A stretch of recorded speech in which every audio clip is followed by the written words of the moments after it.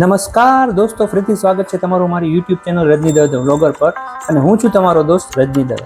દોસ્તો, આજે આપણે માં ચામુંડાના ધામ એવા ઊંચા કોટડા મુકામે જઈ રહ્યા છીએ।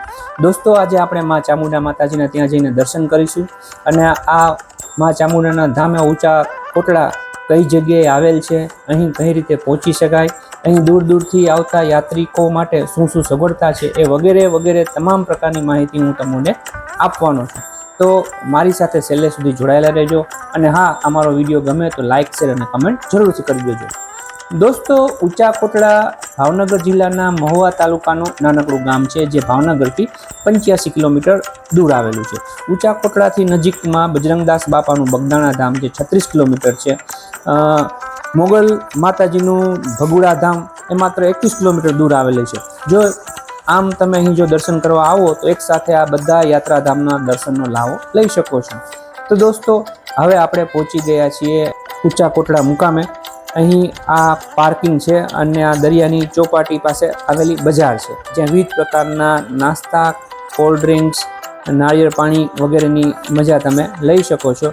આ દરિયાની રમણીય ચોપાટી છે।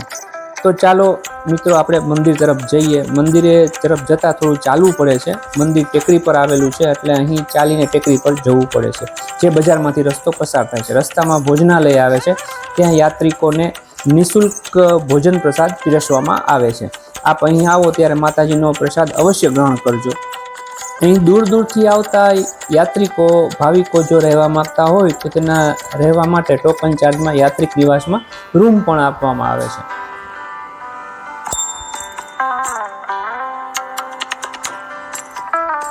ભોજનાલયથી આગળ જતા મંદિર તરફ જવાના રસ્તે બજાર આવે છે, જે થોડો ચઢાણવાળો રસ્તો છે। બજાર મોટી છે, જ્યાં કટલેરી, રમકડા તેમજ પ્રસાદીની વિવિધ દુકાનો આવેલી છે। ત્યાંથી તમે માતાજી માટે પ્રસાદ, શ્રીફળ, ચુંદડી વગેરે લઈ શકો છો અને માતાજીને અર્પણ કરી શકો છો। તો મિત્રો, આપણે ઊંચા કોટડાના મંદિરના માતાજીના દર્શન કરીએ એ પહેલાં ઇતિહાસ વિશે સંક્ષિપ્તમાં વાત કરીએ તો આ મંદિરનો ઇતિહાસ કાળિયા ભીલ સાથે જોડાયેલો છે। નિસંતાન જહાજી ભીલને ત્યાં ચામુંડા માતાજીના આશીર્વાદથી બાળકનો જન્મ થયો અને તેનું નામ કાળિયો ભીલ રાખ્યું। કાળિયા ભીલ માતાજીનો અનન્ય ભક્ત હતો। એવું કહેવાય છે કે તેની સાથે માતાજી વાતો કરતા। તે દરિયામાં અધર્મીઓના જહાજોને લૂંટતો હતો અને બધું ધન એક કોઠીમાં ભરતો, પરંતુ એક વખત ફિરંગીના હાથે પકડાઈ ગયો અને કેદ થઈ, પરંતુ માતાજીની કૃપાથી તેનો છુટકારો થયો।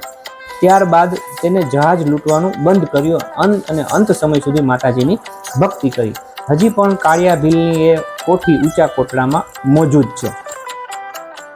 મિત્રો, આપણે હવે મંદિરમાં આવી ગયા છીએ। હવે આ સુંદર નકશીદાર માતાજીનું મંદિર આવેલું છે, અહીં આપણે માતાજીના દર્શન કરીશું।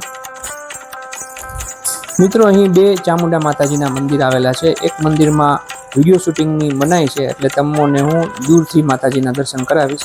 બીજી આ મંદિરમાં આપણે નજીકથી દર્શન કરીશું। સામે દેખાય છે ચામુંડા માતાજીનું મંદિર, મુખ્ય મંદિર, જ્યાં આપણે દૂરથી દર્શન કરીએ। મિત્રો, અહીં દૂર દૂરથી શ્રદ્ધાળુઓ, પદયાત્રીઓ તેમની બાધા આખડી પૂરી થઈ આવે છે અને માતાજીનો પ્રસાદ ધરે છે। તેમજ ઘણા શ્રદ્ધાળુઓ લાપસીની માનતા રાખે છે। માનતા પૂરી થતાં અહીં આવે અને લાપસી રાંધે છે। ઊંચા કોટડા વ્યવસ્થા મંડળ દ્વારા શ્રદ્ધાળુઓ માટે લાપસી રાંધવા માટે બધી પ્રકારની સગવડતા કરી આપવામાં આવે છે। ચૈત્રી પૂનમ ઉપર અહીં મેળો ભરાય છે, તેમજ આખા વર્ષમાં આવતી બધી નવરાત્રિઓમાં, ખાસ કરીને ચૈત્રી નવરાત્રિ અને આસો નવરાત્રિમાં ખાસ માતાજીના દર્શને માઈ ભક્તો ઉમટી પડે છે।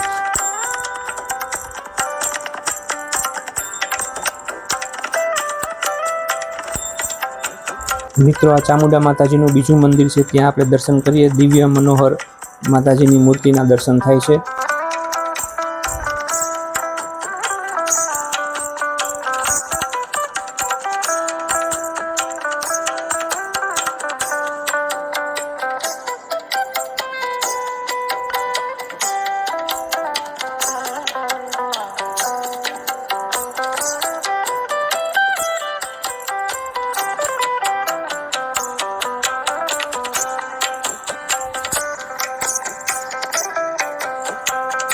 મિત્રો, આપણે માતાજીના સુંદર દર્શન કર્યા। હવે આપણે ચોપાટી તરફ જઈએ।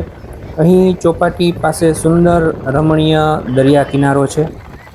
સામે જે દેખાઈ રહ્યું છે એ ચામુંડા માતાજીનું મંદિર છે, જ્યાં આપણે દર્શન કરવા ગયા હતા. સામે ધજા ચામુંડા માતાજીની ફરકી રહી છે. એની પાછળ એક્ઝેક્ટ આ દરિયો આવેલો છે. સાંજનો સમય છે, ખૂબ જ રમણીય વાતાવરણ છે.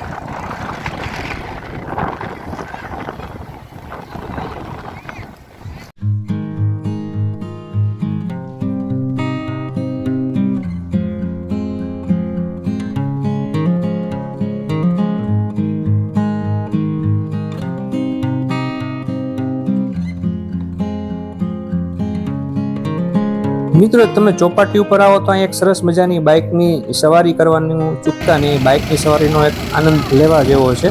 સ્પેશિયલ ચોપાટી ઉપર આ બાઇકની સવારી અહીં કરવામાં આવે છે, માત્ર 100 રૂપિયા લઈને. મિત્રો, આપણે માતાજીના સુંદર દર્શન કર્યા. તો ચાલો મિત્રો, હવે આપણી યાત્રાને અહીં આપણે વિરામ આપીએ. આપણે ફરીથી મળીશું એક નવા વિડીયો સાથે અને એક નવી યાત્રા સાથે. ત્યાં સુધી સૌને જય માતાજી.